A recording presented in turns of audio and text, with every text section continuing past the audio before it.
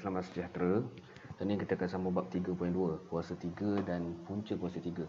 Okey, untuk bahagian 1 ni kita akan fokus kepada beberapa bahagian, 3 bahagian utama. Yang pertama, menerangkan maksud kuasa 3 dan kuasa 3 sempurna.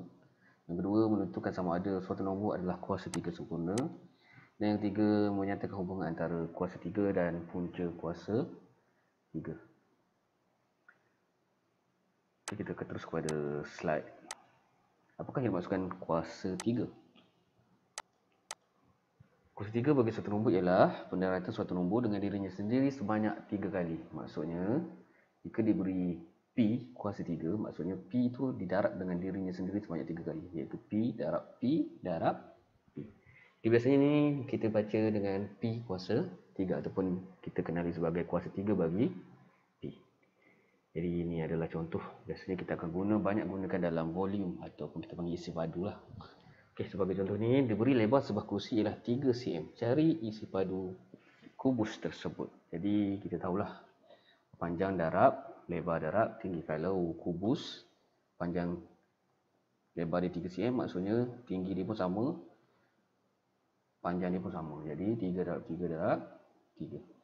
Dia sama dengan 27 cm padu. Jadi cm padu. Padu ni sebenarnya kuasa 3 kalau perasan. Okey. Kuasa 3. cm ni kuasa 3 ataupun cm padu. Okey. So kita tengok lagi. Apa yang masuk pula dengan kuasa 3 sempurna? So kuasa 3 sempurna ialah kuasa 3 yang hasil darab 3 pasangan secara 3 kali dan pasangan tu mestilah positif, integer yang positif. Okey. So kalau kita tengok contoh sini, kuasa 3 sempurna. Sebagai contoh, syarat dia mesti segi 3 nombor ni adalah integer yang positif. Kalau negatif kita tak panggil ianya kuasa 3 sempurna. Seperti mana yang kita belajar bab 3.1. Kuasa 2 sempurna. Syarat dia mestilah nombor yang positif. Jadi kalau nombor integer positif bagi 1, 2, 3, jadi secara tak langsung kuasa 3 nya adalah 1, 8 dan 27 lah. Okey, boleh So ni adalah kuasa 3 sempurna. Sebab apa kuasa 3 sempurna? Sebabnya yang pertama, sebabnya inilah integer positif. Okay, kita tengok lagi bagaimana cara untuk kita menentukan kuasa. So ni kuasa kuasa 3 sempurna. So, cara untuk menentukan kuasa 3 sempurna. So, kuasa 3 sempurna boleh ditentukan dengan menggunakan kaedah pemfaktoran perdana. Jadi, kita tengok contoh macam mana kita nak tentukan pemfaktoran perdana ni. Bagi contoh 64. Okey, 64 ni kita akan guna pemfaktoran perdana. Macam mana nak cari pemfaktoran perdana kalau ingat sebelum ni? Okey, apakah nombor yang boleh menghasilkan 64? Jadi, 8 dengan 8. Okey, seterusnya, apakah nombor yang boleh menghasilkan 8? 4 dengan 2 dengan 4. Dan seterusnya 2 dengan 4. Lagi apakah nombor yang boleh menghasilkan? So nombor 2 ni dah tak boleh dikecilkan lagi kan. So 4 boleh dikecilkan lagi. So kita akan gunalah 4, 2 dengan 2. Jadi dari sini kita akan dapat 6 nombor. Okey, 1, 2, 3, 4, 5, 6. 6 nombor 2. So daripada 6 nombor ni kita boleh factorize, kita boleh jadikannya sebagai 3 kumpulan sebab kita nak jadikannya sebagai kuasa 3. Jadi 2 darab 2 adalah 4. Jadi kita akan dapat 4 darab 4 darab 4 secara tak langsung. 4 ni adalah ada 3 4. Jadi 4 kuasa 3. So secara tak langsung ni adalah 64 ni adalah kuasa 3 sempurna. Kita tengok lagi contoh yang seterusnya. Tentukan. Okey. 240. Jadi 240 kita boleh gunakan 12 darab dengan 20. Okey, lagi. Boleh guna nombor lain? Boleh, tapi saya guna yang ni jelah. Okey, 12. Boleh dikecilkan lagi. 3 darab 4. Dan 20 ni kita akan dapat 5 darab 4. Okay, sebaik-baiknya kita akan bahagikan dengan nombor perdana lah. Sekarang memandangkan nombor besar, kita kecilkan dahulu. Okay. Jadi dari sini ni adalah nombor perdana, jadi kita biarkan sampai situ. Nombor 4 ni kita akan kecilkan lagi, 2 darab 2. So ni adalah nombor yang paling kecil, 2 2. And then seterusnya 4 ni pun sama, 2 darab 2.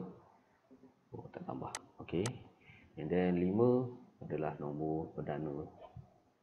So kita dah tak boleh kecilkan. Jadi nombor yang kita akan ambil adalah 3 2 2 2 2 dan 5. Jadi 3 2 2 2 2 dan 5. Secara tak langsung kita tak boleh kumpulkan kepada 3 kumpulan sebab nombor berikut adalah berbeza. Jadi secara tak langsung ni 240 ni bukan kuasa 3 sempurna. Boleh faham ke? Kalau tak faham nanti kita akan buat latihan. Okey. Yang seterusnya, apakah hubungan antara kuasa 3 dan punca kuasa 3? Okey. Kita tengok hubungan dia. Sebenarnya kuasa 3 dan punca kuasa 3 sebenarnya adalah saling berkait. Mana 3 kuasa 3 adalah 27 dan punca kuasa 27 adalah 3. Jadi punca kuasa ni adalah songsangan kepada kuasa 3. Jadi kita akan tulis sebagai punca kuasa 27 sama dengan 3. Dan juga kita boleh baca punca kuasa 3 bagi 27 sama dengan 3. So ni hubung kait dia. So kuasa 3 dengan kuasa 3 ni hubungannya adalah songsangan. Maksudnya 3 kuasa 3 akan dapat 27. Punca kuasa 3 bagi 27 awak akan dapat 3. Boleh? Okey, so kita akan tengok. Lengkapkan setiap yang berikut. Okey, 8 darab 8 darab 8 sama dengan 5 1 2. Jadi kalau kita guna punca kuasa 3 bagi 5 1 2, kita akan dapat 8 darab 8 darab 8 punca kuasa 3. Secara langsung yang ni adalah 8 kuasa 3. Sepatutnya kita ada satu lagi tambah. Okey, so ni adalah kita akan pergi sini dulu sepatutnya. Punca kuasa 3 8 kuasa 3. So ini kita akan cancel off, kita akan dapat 8. Okay, seterusnya negatif 0.5 darab negatif 0.5 darab negatif 0.5 sama dengan negatif 0.125. So ini kita akan buat sama dengan negatif 0.5 ni adalah punca kuasa bagi negatif 0.5 adalah ni. Ini kuasa negatif 0.5 kuasa 3. Jadi secara tak langsung kita akan dapat negatif 0.5. So ni adalah perkaitan antara kuasa 3 dan punca kuasa 3.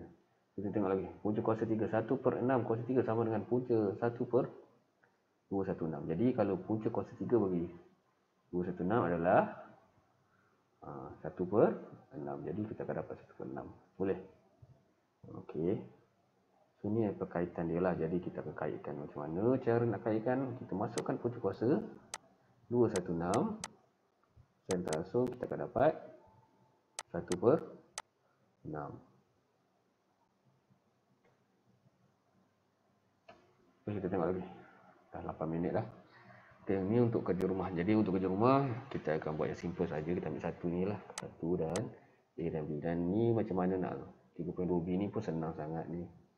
Jadi kita akan replace saja 8 darab 8 darab 8. Yang ni semua adalah 8. Okey, so kita akan ambil semualah. Okey, so ni kerja rumah. Nanti kita akan bincang. Okey, itu saja untuk hari ini. Kita akan masuk bab 2 pada masa akan datang. Sekian, terima kasih.